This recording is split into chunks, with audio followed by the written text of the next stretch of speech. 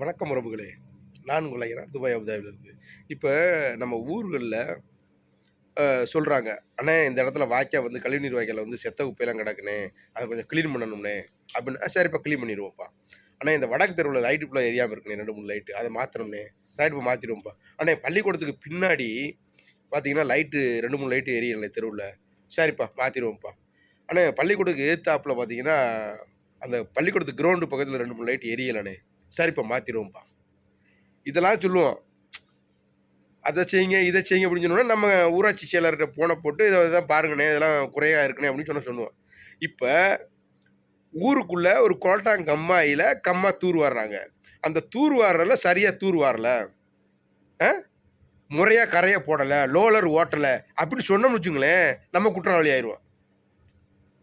நியாயம் எதுவும் சொல்லக்கூடாது, வேலையை ஒழுங்கா பாருன்னு சொல்லக்கூடாது. ஏன்னா அவங்களுக்கு பொத்துக்கிட்டு கோவம் வந்துடும்.